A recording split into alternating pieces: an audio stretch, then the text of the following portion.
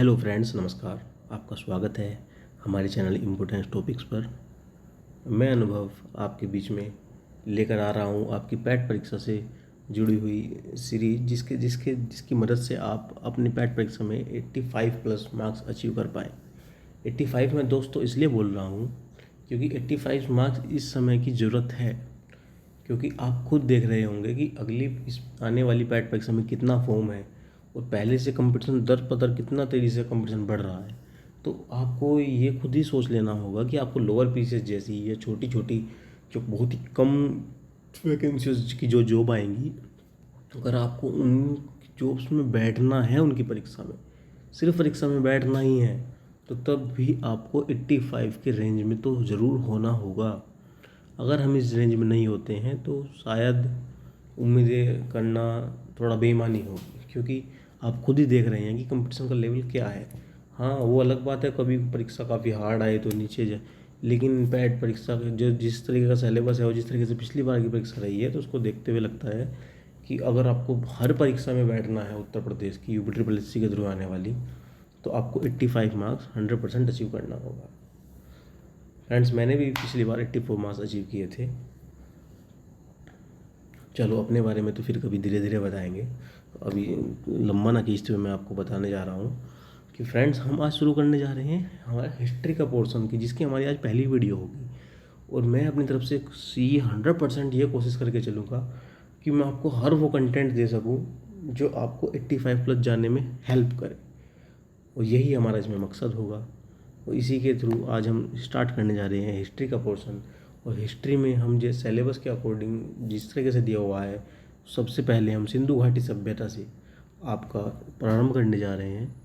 सिंधु घाट, क्योंकि फ्रेंड्स जिस तरीके से सिलेबस है, हमने सोचा है कि हम सिलेबस वाइज ही चलते हुए आगे बढ़े और फटाफट 1 महीने में सारा सिलेबस कवर करते हुए वो आपको ढेर सारी प्रैक्टिस कराई जाए, जिससे आप समय रहते अपना तैयारी को अच्छे ढंग से पूर्ण कर सकें। अच्छा, चलिए तो फ्रेंड्स शुरू करते हैं। फ्रेंड्स, जैसा कि मैंने अभी आपको बताया कि आज का हमारा टॉपिक है सिंधु घाटी सभ्यता। तो सिंधु घाटी सभ्यता को पढ़ाने से पहले मैं आपको इसके बारे में थोड़ा सा ओवरव्यू दे दूँ दोस्तों। सिंधु घाटी सभ्यता जो हमारे वर्तमान के पाकिस्तान है, पाकिस्तान का जो पंजाब प्रांत है, पंजाब के साहिवाल या माउंट गोमरी, आप इसको नोट। हाँ, मैं एक बात आपको बता दूं कि आपको मैं इन सभी का PDF भी प्रोवाइड कराऊंगा, और जो कुछ आपको नोट करने का स्पेशली लगे उसको आप अलग से नोट कर सकते हैं। जैसे भी आपको अपने तरीका बेहतर लगे, अपनी पसंद का तरीका बेहतर लगे, आप उस तरीके से इसको सेव कर सकते हैं, उसको समझ सकते हैं। तो फ्रेंड्स, जैसे कि मैं आपको बता रहा था कि पाकिस्तान के पंजाब प्रांत के साहिवाल ज़िला, जिसको माउंट गोमरी भी बोलते हैं, साहिवाल या माउंट गोमरी ज़िला में सर्वप्रथम हमको सिंधु घाटी सभ्यता के बारे में पता चला। पता कैसे चला फ्रेंड्स? वहाँ पे माउंट गोमरी में जगह जगह ऊंचाई बड़े टीले टीले और टीले नुमा जगह है, सारा ऊबड़ खाबड़ ऊंचा नीचा सारा एरिया। तो वहाँ पर लोग उसमें देखते थे कि उसके नीचे ईंटें और तरह तरह के अलग अलग सामान, अलग अलग चीज़ें, मोहरे, कुछ कुछ इस तरह के सामान लगते हैं कि उनको लगता था कि इसके नीचे कुछ है। तो फ्रेंड्स, आपको पता ही है कि 18वीं शताब्दी के अंत में 19वीं में जब हमारे देश में ब्रिटिश सत्ता का राज था, तो ये बात तो लाजमी है कि ब्रिटिशर के पास तक ये बात पहुँचनी ही थी। तो फ्रेंड्स, जैसे ये बात ब्रिटिशर के पास पहुंची, तो ब्रिटिशर ने एक पुरातत्वविद, जैसे कि मैं आपको बता दूं, ब्रिटिशर ने एक पुरातत्वविद जिनका नाम था चार्ल्स मेल्सन, उन्होंने चार्ल्स मेल्सन को इसकी खोज के लिए भेजा। लेकिन चार्ल्स मेल्सन जैसे वहाँ पर गए तो उसको बात ज़्यादा समझ ना पाए, बस उन्होंने वे भी इतना ही समझ पाए कि हाँ कुछ है, लेकिन वो उसको ज़्यादा डीप से नहीं देख पाए। इसके बाद फ्रेंड्स क्या होता है, कुछ साल बाद जब लाहौर से लेकर कराची तक रेलवे लाइन बिछाई जा रही थी, कहाँ से, लाहौर से कराची तक जब रेलवे लाइन बिछा रही थी, तो उस रेलवे के 2 इंजीनियर भाई बर्टन बंधु ने 1856 में सबसे पहले इस पर ध्यान दिया ज़्यादा नज़रिए के साथ। और बर्टन बंधु ने क्या किया फ्रेंड्स कि वहाँ पे जितनी भी लाहौर से कराची के बीच में रेलवे लाइन बिछाने में जितनी भी ईंटों की ज़रूरत थी, वहाँ पे इतनी ईंटें थी, इतना सब कुछ था कि उन्होंने उसको वहीं से उखाड़ा ज़मीन में से और सारे ट्रैक पर वही बिछा दिया। इसके बाद थोड़ा सा ब्रिटिश शासन को इसके बारे में थोड़ी ज़्यादा जानकारी हुई, तो ब्रिटिश शासन ने फिर एक अगले बड़े पुरातत्वविद जिनका नाम था अलेक्जेंडर कनिंघम को वहाँ पर इसके लिए भेजा। अलेक्जेंडर कनिंघम के बारे में मैं दोस्तों आपको बता दूँ इसको पुरातत्व विभाग का जन्मदाता भी कहा जाता है। यह आपके लिए नोटेबल है, इनको पुरातत्व विभाग का जन्मदाता, आप याद रखिएगा, इनको पुरातत्व विभाग का जन्मदाता भी कहा जाता है, अलेक्जेंडर क्नेमिंग को। ये क्वेश्चन आपका बन सकता है। जो क्वेश्चन आपके इस टाइप के बन सकने के चांसेस होंगे उनको मैं आपको हाथों हाथों बताता चलूँगा, अपनी तरफ से कोशिश रखूँगा कि आपको साथ ही साथ बता दूँ, जिससे कि आपके माइंड में भी तेज़ी से वो रिकॉल रहे। तो अलेक्जेंडर कनिंघम ने इसके बारे में जैसे देखा, अलेक्जेंडर कनिंघम ने भी गए वहाँ पर उसके बारे में, लेकिन इतना ज़्यादा नहीं वो डाटा इकट्ठा कर पाए कि ये क्या है क्या नहीं, बस उन्होंने देखा और वो भी लौट आए, एक तरीके से आप मान सकते हो। उसके कुछ समय बाद दोस्तों 20वीं शताब्दी में 1921 में जॉन मार्शल जी, जिनको जॉन मार्शल जी उस समय भारत के पुरातत्व विभाग के निदेशक थे। जॉन मार्शल भारतीय पुरातत्व विभाग के निदेशक जो उस समय पर थे, उनके नेतृत्व में 1920 में दयाराम साहनी जी ने हड़प्पा और राखलदास बनर्जी ने मोहनजोदड़ो की खुदाई की। मतलब इनके निदेशक जो थे जॉन मार्शल थे। ये क्वेश्चन आ सकता है कि हड़प्पा की खुदाई के समय जो भारतीय पुरातत्व विभाग के निदेशक कौन थे, तो जॉन मार्शल थे। अभी मैंने आपको बताया था अलेक्जेंडर कनिंघम के बारे में। अलेक्जेंडर कनिंघम के बारे में बताया, भारतीय पुरातत्व विभाग के जन्मदाता थे। तो आपको याद रखना होगा वो जन्मदाता थे, और जॉन मार्शल जो थे 1921 में जब खुदाई हुई तो भारतीय पुरातत्व विभाग के निर्देशक थे। और यह खुदाई उन्होंने दयाराम साहनी जी के अंडर में हड़प्पा की खुदाई और राखलदास बनर्जी के नेतृत्व में मोहनजोदड़ो की खुदाई का कार्य हुआ। यहाँ तक तो दोस्तों बात थी कि इनके खुदाई किसके समय में हुई। अब आपको दोस्तों मैं आपको इसमें लेके चलता हूँ काल पर। हमको ये भी जानना बहुत ज़रूरी है कि इसके लिए क्वेश्चन कभी कभी ये बन जाता है कि सिंधु घाटी सभ्यता का काल क्या था। अब सिंधु घाटी सभ्यता के काल को लेकर फ्रेंड्स सभी पुरातत्वविदों के बीच में अलग अलग मतभेद है। जैसा कि मैं आपको कुछ माफ़ कीजिएगा, मैं आपको कुछ बिल्कुल जो मतलब इस तरीके के बताने जा रहा हूँ जिसको आपके प्रेक्टिकली सटीक जो समय है जो इन खास लोगों का, मैं उसके बारे में आपके सामने बताने जा रहा हूँ। मुख्यतः जॉन मार्शल जी जिन्होंने इस समय की खुदाई की थी, तो जॉन मार्शल जी के अनुसार सिंधु घाटी सभ्यता का जो समय है वो 3250 से 2750 BC के बीच का है। और दोस्तों दूसरा आपको पता ही होगा C14 पद्धति के बारे में, कार्बन 14 पद्धति के बारे में आपको पता ही होगा, जिससे अर्धायु काल के ज्ञात किया जाता है। C14 पद्धति से जब इसकी जांच की गई तो इसका काल 2350 से 1750 के बीच में आया, और 2350 से 1750 ही सर्वमान्य मत है। तो दोस्तों NCERT के बेस पे भी यही है, 2500, उसमें 2500 से 1750 है।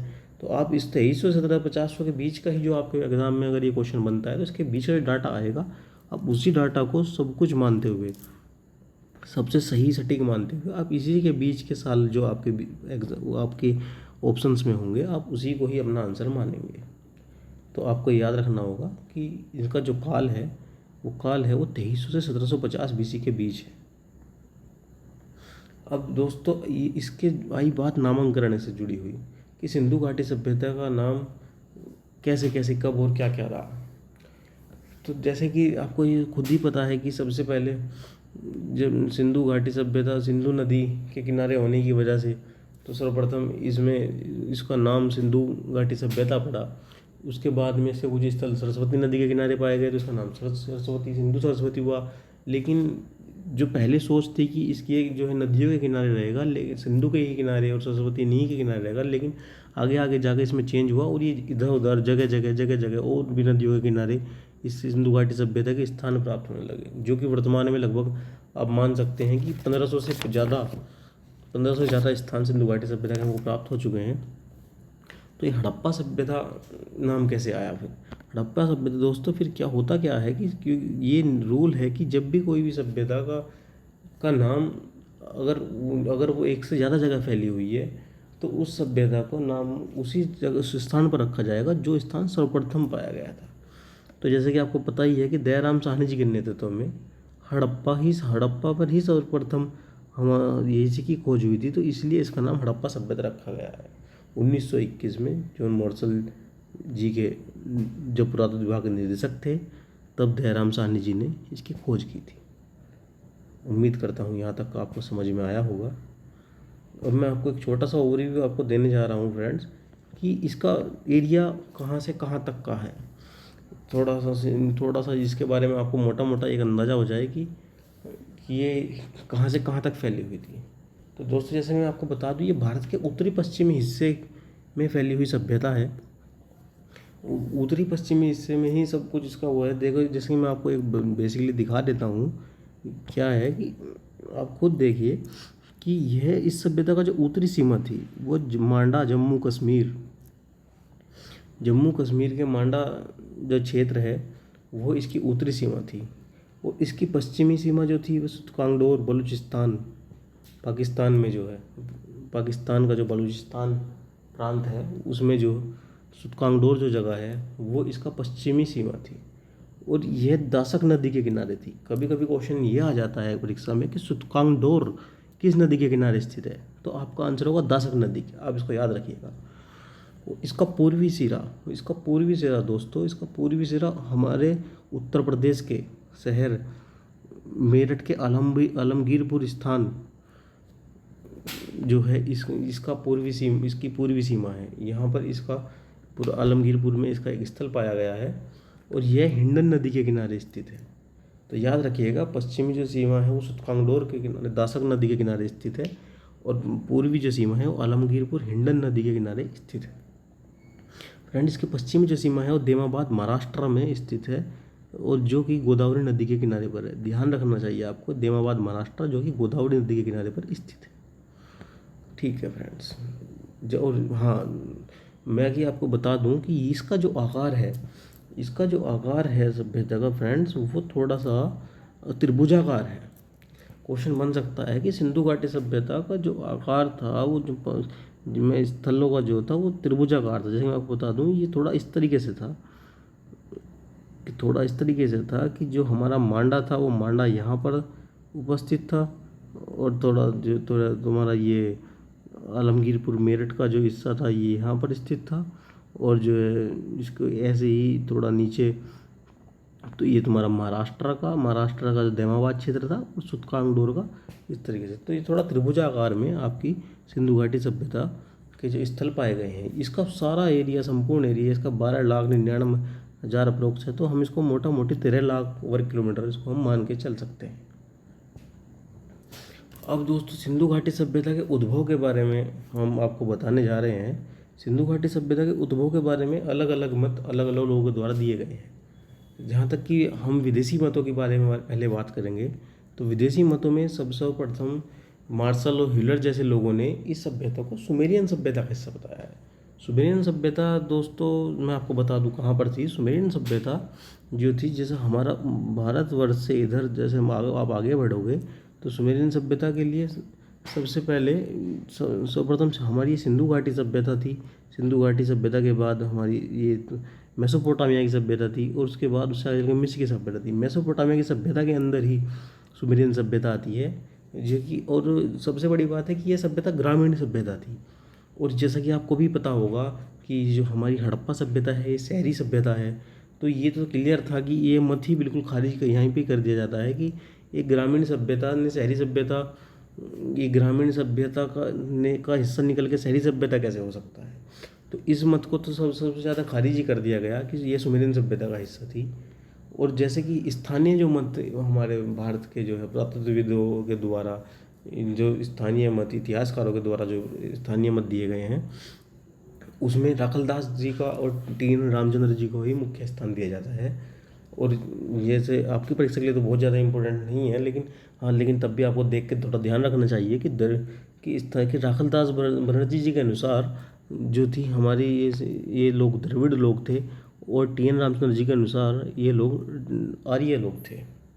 तो ये आपको थोड़ा थोड़ा ध्यान रख के चलना चाहिए। आपको बहुत ज़्यादा प्रेशर ना लेते हुए अब कंटेंट हम वही रखेंगे जो उनसे आपकी परीक्षा से बहुत ज़्यादा रिलेटेड हो। तो दोस्तों, इसके बाद हम आ जाते हैं इसकी सभ्यता की विशेषता पर।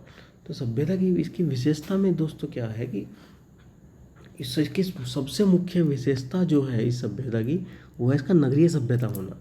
नगरीय सभ्यता ये जो है यह भारत की ही नहीं, पूरे दक्षिणी पूर्वी एशिया की, साउथ ईस्ट एशिया की पहली नगरीय सभ्यता सिंधु घाटी सभ्यता है। और फिर जैसा कि आपको पता होगा, एक कांस्य युगीन सभ्यता थी। इसमें कांसे का ही प्रयोग किया गया है, लोहा तो बहुत बाद में उत्तर वैदिक काल के जैसे समय में आया है। और यह सभ्यता कांस्य युगीन सभ्यता थी, और ये आद्य प्रागैतिहासिक सभ्यता थी। आद्य प्रागैतिहासिक से मतलब है दोस्तों, जिसके बारे में हमें मतलब कि जब जब हमारा रिटेन के रूप में हमने इतिहास को लिया, उससे पूर्व की जो सभ्यता, उससे पूर्व के बारे में जानकारी है, इसलिए आद्य प्रागैतिहासिक सभ्यता है। और यह नगरीय सभ्यता, तो नगरीय सभ्यता इसका सीधा सीधा मतलब है कि अपने यहाँ पे व्यापार प्रधान होगी। ये तो आज के समय भी लॉजिक है। नगरीय सभ्य जहाँ नगर हैं वे तो व्यापार पे ही डिपेंड करते हैं, तो नगरीय सभ्यता तो हमेशा से ही व्यापार प्रधान थी। और इसकी खासियत यह है कि ये सभ्यता बहुत विस्तृत सभ्यता थी। ये इतनी विस्तृत मानी जाती है कि इसको कहा जाता है कि मिस्र और मेसोपोटामिया की सभ्यताओं से, मिस्र और मेसोपोटामिया से लगभग 12 गुना बड़ी थी। तो आप समझ सकते हैं कि ये सभ्यता कितना बड़ी थी। तो दोबारा से मैं आपको बता दूं इसकी विशेषताएं। ये नगरीय सभ्यता थी, ये कांस्य युगीन सभ्यता थी, और ये व्यापार प्रधान सभ्यता थी, और ये बहुत ही विस्तृत सभ्यता थी। थोड़ा सा तेजी से आगे बढ़ते हुए आगे से हम आपको इसके बारे में बता दें दोस्तों कि आज़ादी से पहले तक इसके बाद बहुत ज़्यादा विस्तृत रूप से बहुत ज़्यादा खुदाई या बहुत ज़्यादा कार्य नहीं हुए। आज़ादी के बाद इस क्षेत्र में ज़्यादा कार्य किया गया। तो आज़ादी से पहले 40 से 50 स्थान ही सिर्फ हमको इसके प्राप्त हुए थे। आज़ादी के बाद भारत में इसके बारे में ज़्यादा खोज हुई, तो भारत में 900 प्लस स्थान, 900 प्लस स्थान सिंधु घाटी सभ्यता, हड़प्पा सभ्यता के पाए गए, जिसमें सर्वाधिक स्थान गुजरात के हैं। पाकिस्तान में 500 प्लस स्थान पाए गए, और अफगानिस्तान में 2 इम्पोर्टेंट ही, इसको याद रखिएगा दोस्तों, कि सर्वाधिक स्थल भारत में गुजरात में और अफगानिस्तान में 2 स्थल पाए गए। और उन दोनों स्थलों का आपको नाम याद रखना है। आगे की मैं आपको उन दोनों स्थलों का नाम बता दूंगा। मैं बता चलता हूँ आपको, सोतुबाई और मुंडी काक 2 स्थल जो अफगानिस्तान में इसके पाए गए। चलिए आगे बढ़ते हैं दोस्तों। देखिए दोस्तों, मैं आपको बता दूं कि हमारे पास अभी इतना वो नहीं है कि हम आपको डिजिटल बोर्ड पर या ऐसे पढ़ाएं, लेकिन हम आपको जो कंटेंट देंगे, हम गारंटी लेते हैं कि जितना डिजिटल बोर्ड के से ही आपको कंटेंट मिलेगा, उतना ही या उससे ज़्यादा की हमारी ये कोशिश रहेगी कि हम आपको प्रोवाइड कराएं। इसलिए आप हम पे विश्वास रख के चलिएगा और तैयारी को अपनी निरंतर बनाए रखिएगा। तो दोस्तों आगे बढ़ते हैं। इससे आगे मैं अब आपको बता दूं कि सिंधु घाटी सभ्यता के वे स्थल जो नदियों के किनारे बसे हुए स्थल हैं। नदियों के किनारे बसे हुए स्थल, इसको मैं आपको एक ओवरव्यू आपको मैप के माध्यम से देता हूँ, पढ़ता हूँ, तो आपको ज़्यादा बेनिफिट रहेगा मुझे लगता है। तो मैं इसको आपको मैप के माध्यम से समझाना चाहूँगा। आप थोड़ा सा ध्यान दोगे तो आपको इतना ईजीली समझ में आएगा, आपको समझ में आएगा कि आप इसको भूलोगे भी नहीं। मैं आपको सिर्फ मैप के माध्यम से ही इसका सारा ओवरव्यू देके चलता हूँ। तो दोस्तों आइए शुरू करते हैं इसको। फ्रेंड, जैसा कि आपने देखा था, मुख्य स्थल सिंधु घाटी सभ्यता के किस स्थल को आया था? हड़प्पा, मोहनजोदड़ो। तो सबसे पहले तो हमें इन्हीं का ही पता होना चाहिए कि हमारे सभी स्थल कहाँ कहाँ पर स्थित हैं, किस नदी के किनारे स्थित हैं। तो आपको उससे पहले मैं एक छोटी सी बात बता दूं कि वो है क्या कि जैसे ही भारत का पंजाब जो क्षेत्र है, ये जो पंजाब क्षेत्र है, इसी से जुड़ा हुआ पाकिस्तान के पास भी पंजाब क्षेत्र है। ये सिंधु के किनारे ये पाकिस्तान का सिंध क्षेत्र है। उससे आगे पाकिस्तान का बलूचिस्तान क्षेत्र है। तो ये बलूचिस्तान क्षेत्र हो गया, ये सिंध क्षेत्र हो गया, और ये पाकिस्तान का पंजाब क्षेत्र हो गया। अब भारत का पंजाब से ज़्यादा हिस्सा पंजाब के पाकिस्तान पर, ये आपको पता ही है। तो मैं इसे आगे बढ़ता हुआ आपको बताता चलता हूँ कि होता है क्या दोस्तों, कि जो हमारा हड़प्पा जो हमारा जो नगर हमको पाया गया, हड़प्पा जो है रावी नदी के तट पर, जैसे कि आप खुद जान सकते हैं कि यह सिंधु नदी है, और सिंधु नदी से नीचे जो रावी नदी है, इसी के तट पर हड़प्पा स्थल जो हमारा है वो पाया गया है। हड़प्पा, जैसे कि आप देख सकते हैं, हड़प्पा जो यहाँ पर स्थित है, यह रावी नदी के तट पर स्थित है। इसी से आगे बढ़ते हुए पंजाब में हड़प्पा से आगे बढ़ते हुए हम पाकिस्तान के पंजाब के सिंध प्रांत में दो मुख्य स्थल जो पाए गए हैं। एक तो दोस्तों आपका मोहन मोहनजोदाड़ो जो है जगह है, ये आपके पाकिस्तान के सिंध प्रांत में पाई गई है। और दूसरा ये यहाँ पे लिखा नहीं हुआ है, इस मैप में मैंने है, मैं आपको बता के चलता हूँ कि जो हमारी दूसरी जगह चुनहुदड़ो थी, ये भी इसी क्षेत्र से पाकिस्तान के पाई गई है। चुनहुदड़ो सिंधु नदी के तट पर ही स्थित है। मैं आपको लिख देता हूँ, आप खुद ही याद रखिएगा और अच्छे से कंटेंट कर दीजिएगा। हमारी पेंसिल हमने ऑर्डर किया हुआ है, कल तक हमारा पेन आ जाएगा, फिर उसके बाद हम अच्छे से यहाँ पर लिख पाएंगे। अभी के लिए थोड़ा माफ़ कीजिएगा। थोड़ा आगे बढ़ते हैं फ्रेंड्स, थोड़ा थोड़ा एडजस्टमेंट 1-2 दिन आपको करना पड़ेगा। जैसे ही हमारा फुल सेटलमेंट होता है फिर आपको बहुत अच्छे से समझा पाएंगे। तो थोड़ा मैं फास्ट लेते हुए चलता हूँ, थोड़ा लंबा वीडियो खिंच रहा है तो जिस और आपके साथ बोर ना हो, तो इसलिए मैं आपको बताते हुए चलता हूँ कि जो हड़प्पा स्थल था वो रावी नदी के तट पर स्थित है, और जो हमारा ये मोहनजोदड़ो है सिंधु नदी के तट पर स्थित है पाकिस्तान के सिंध में, और चुनहुदड़ो भी इसी के नीचे सिंधु नदी के तट पर ही स्थित है। ये सुतकांगडोर जो स्थल है, सुतकांगडोर स्थल जो है ये पाकिस्तान के बलूचिस्तान एरिया में पड़ता है। ये पाकिस्तान के सबसे मेन स्थल है जिनको हमें याद करना जरूरी है। उसके अलावा मैंने आपको बताई दी है अफगानिस्तान के दो स्थल जैसे कि हमने यहाँ पे लिखा भी हुआ है। ये तो आपका सोरतुबोई और मुंडीकाक, ये तो आपको अफगानिस्तान से ज़रूर याद रखने हैं, ये काफ़ी महत्वपूर्ण स्थल है। उसके बाद मैं आपको भारत के स्थलों के बारे में 1 बाय 1 करके बताने जा रहा हूँ। तो आइए हम भारत के स्थलों के बारे में थोड़ा सा ओवरव्यू ले लेते हैं। इनको बारे में हम आपको आगे भी बताएंगे, लेकिन अभी एक बेसिकली एक मैपिंग का ओवरव्यू हो जाना चाहिए तो ज़्यादा बेहतर है। तो हम शुरुआत करते हैं पूर्वी क्षेत्र से। तो दोस्तों जैसे कि आपको पता ही है कि सबसे पूर्व में हमको उत्तर प्रदेश के ही मेरठ में आलमगीरपुर स्थल जो है हमारा सबसे पूर्वी इसका स्थल है। दोस्तों उससे ऊपर वर्णावली, उससे ऊपर देखो आप मैप में देख सकते हैं, वर्णावली जो स्थल है ये हमारे देश का हरियाणा राज्य में स्थित है। हरियाणा राज्य में वर्णावली स्थित है। वो हरियाणा ही राज्य में इस समय का भारत का सबसे बड़ा स्थल राखी गढ़ी जो है हरियाणा में ही स्थित है। आपको ये बहुत इंपॉर्टेंट पॉइंट याद रखना होगा कि वर्तमान में भारत में स्थित सबसे बड़ा सबसे बड़ा सिंधु घाटी सभ्यता का स्थल राखी गढ़ी है, जो कि भारत के हरियाणा में स्थित है। दोस्तों इससे ऊपर जो का स्थान मैं आपको बता के चलूँ, पंजाब का जो रोपड़ क्षेत्र है, यह भी सिंधु घाटी सभ्यता का मुख्य स्थान है और सतलुज नदी के किनारे पर स्थित है। हाँ, वनावली और जो स्थल था, वनावली स्थल सरस्वती नदी के किनारे स्थित है, और रोपड़ जो स्थल है वो सतलुज नदी के किनारे पर स्थित है। ऐसे ही कालीबंगा आपको जहाँ दिख रहा होगा, कालीबंगा घग्गर नदी के किनारे पर स्थित स्थल है। कालीबंगा जो है घग्गर नदी के किनारे पर स्थित घर है। और ये कालीबंगा को आपको पता भी होगा, यहाँ से काले रंग की बैंगल्स चूड़ियाँ पाई गई थी। तो आप उसको बैंगल्स को बंगाल ऐसे याद रखो, काली चूड़ियाँ तो कालीबंगा, यहीं से ही आपकी काले रंग की चूड़ियाँ पाई गई हैं कालीबंगा से ही, जो कि राजस्थान में स्थित है। और जैसे कि मैंने आपको वीडियो में पहले ही बताया था कि सिंधु घाटी सभ्यता के सबसे ज़्यादा स्थल जो है गुजरात में पाए गए हैं। तो गुजरात में सबसे ज़्यादा इसके स्थल पाए गए हैं, और गुजरात में ही इसका महत्वपूर्ण बंदरगाह भी था जिसका नाम था लोथल और धोलावीरा गुजरात में पाए गए दो बहुत ही महत्वपूर्ण स्थान है। और इसका दक्षिणी स्थान जो आपको दोस्तों याद रखना चाहिए, माफ़ कीजिएगा, दक्षिणी स्थल इसका जो है दहमाबाद महाराष्ट्र में स्थित है। दहमाबाद महाराष्ट्र इसका दक्षिणी स्थल है। आपको ये बात बिल्कुल याद रखनी चाहिए कि दहमाबाद महाराष्ट्र में गोदावरी नदी के तट पर जो स्थित है वो इसका दक्षिणी स्थल है। आप इसको नर्मदा से मत सोच लेना, गोदावरी नदी के तट पर स्थित है। तो देखिए थोड़ा सा हमने इसका ओवरव्यू ले लिया है।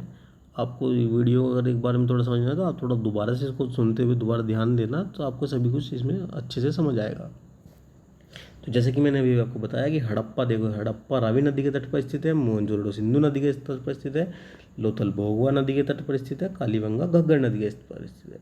रोपड़ जो पंजाब में है वो सतलज नदी के तट पर स्थित है, और आलमगीरपुर जो यूपी का हिस्सा है वो हिंडन नदी के तट पर स्थित है। हाँ दोस्तों, आलमगीरपुर से मेरे याद है, उत्तर प्रदेश में एक बहुत ही जो लेटेस्ट एक फेमस जगह है वो है बागपत में संगोली। संगोली जो स्थान है वो बहुत ही इम्पोर्टेंट स्थान है। संगोली बागपत का जो नया स्थल पाया गया है वो बहुत ही इम्पोर्टेंट स्थान है। आजकल ये क्वेश्चन मैंने परीक्षाओं में देखा है कि बागपत में पश्चिम उत्तर प्रदेश में कौन सा नया स्थल पाया गया है, तो संगोली जो है नया स्थल, और बड़े स्तर पे जो, जिसमें बहुत बड़े स्तर पर एक खुदाई में बहुत बड़ा बहुत रथ रथ मिले हैं पूरा उस काल के, और काफ़ी अलग अलग चीज़ें वहाँ खुदाई जारी है अभी। वहाँ पे काफ़ी कुछ सिंधु घाटी सभ्यता जुड़ा हुआ काफ़ी कुछ सामान वहाँ पर प्राप्त हुआ है। अब दोस्तों हम आपको बताने जा रहे हैं सिंधु घाटी सभ्यता की नगर योजन का इनका क्या तरीका था।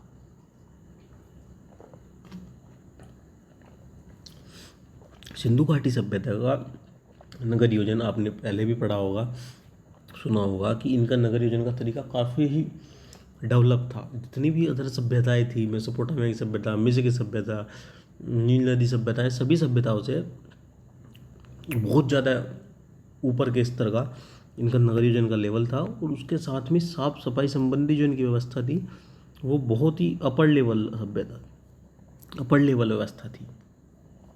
और इनका नगर योजन ही इनके पूरे विश्व की सभी सभ्यताओं में सबसे मुख्यतः इनको अलग करता है। जैसे कि मैं आपको बताता चलूँ कि इनके लगभग सभी स्थल जाल पत्ती पर आधारित थे। जाल पत्ती का मतलब है कि सभी एक दूसरे को चकोर काटते थे हुए आगे बढ़ते थे, और इस तरीके से सभी गलियाँ, सभी कुछ, सभी सड़कें और मकान एक दूसरे को चकोर रास्ते पर ही काटते थे। इसलिए ग्रिड जाल पत्ती पर आधारित सभ्यता कही जाती है।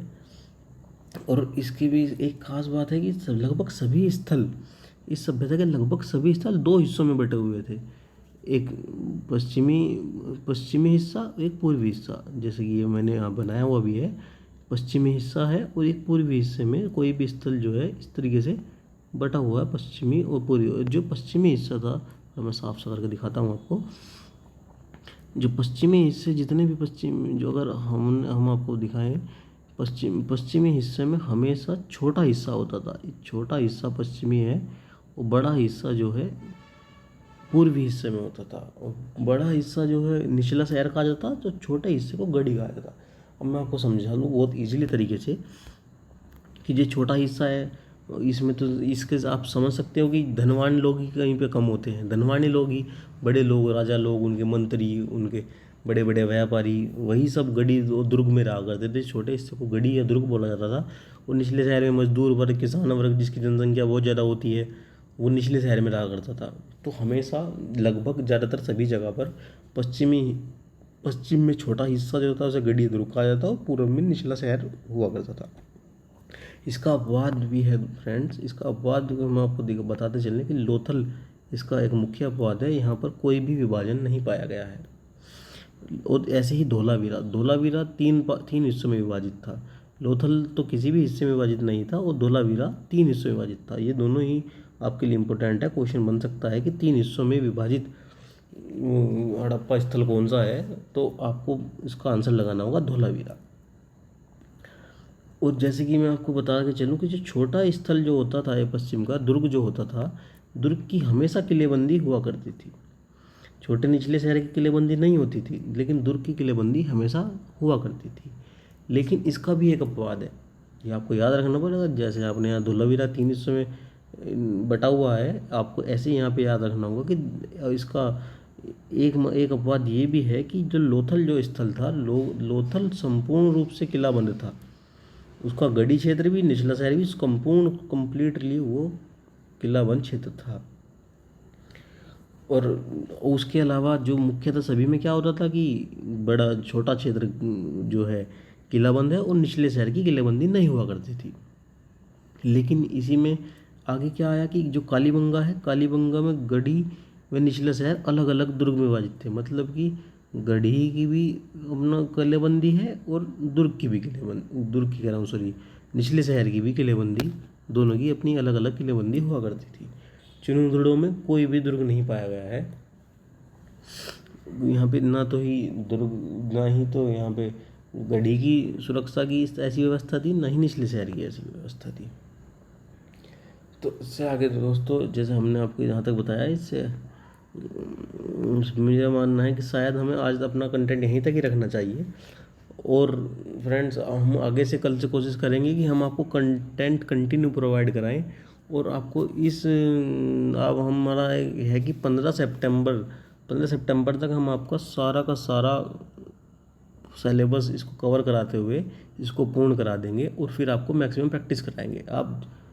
आपको मैं इस बात की गारंटी दे के चलता हूँ कि आपको हमारे कंटेंट से सिर्फ मैथ, हम जिसको हम नहीं पढ़ा पाएंगे, मैथ के अलावा हम आपको सभी कुछ पढ़ाएंगे। और आपको हमारे कंटेंट से उन संस्थानों से ज़्यादा मिलेगा जहाँ पर आप खूब सारा पैसा देकर आए। इस बात का मैं वादा करता हूँ, दावा करता हूँ। धन्यवाद फ्रेंड्स। आपको जो भी अच्छा बुरा बेकार जो भी आपको हमारी वीडियो लगा हो, आप हमको कमेंट्स में ज़रूर बताइएगा। ये हमारी पहली वीडियो थी। हम आगे आगे आपको और अच्छा और बेहतर तरीके से, जो कल से हमारे पेन भी आ जाएगा, आपको और बेहतर तरीके से हम आपको समझाने की, एक्सप्लेन करने की कोशिश करेंगे। धन्यवाद फ्रेंड्स। अगर हो सके तो हमारे चैनल सब्सक्राइब कीजिएगा, हमारी वीडियो को लाइक कीजिएगा। नमस्कार।